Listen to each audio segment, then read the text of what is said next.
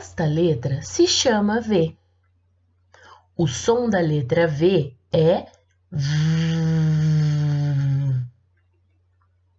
Com a letra V, podemos escrever vaso, veneno, vaca ou vestido. Que tal pensar em uma palavra que podemos escrever com a letra V? Muito bem! Agora é a minha vez. Escute a palavra e o som. Vela.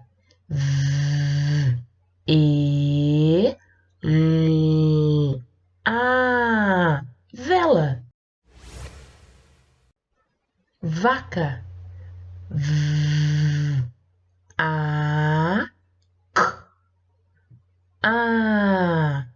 Vaca. Violão.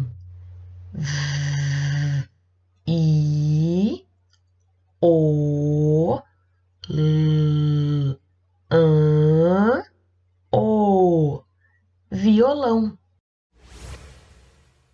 Veado.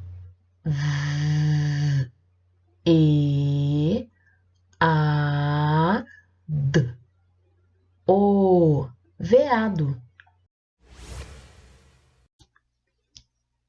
Agora é sua vez de descobrir a palavra ouvindo os sons. Vamos lá?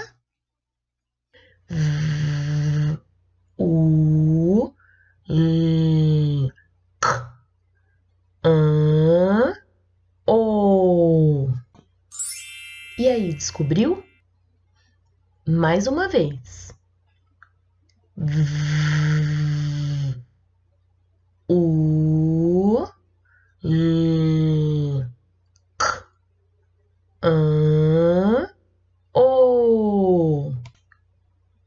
E agora, você já sabe qual é a palavra? Vamos lá, agora juntos.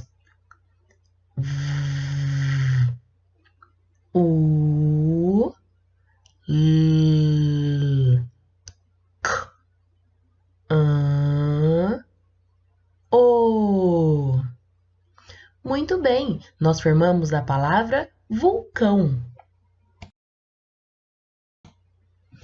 Agora que você conhece mais uma letra, continue treinando. Não esqueça de deixar o seu like e assistir aos próximos vídeos. Até mais!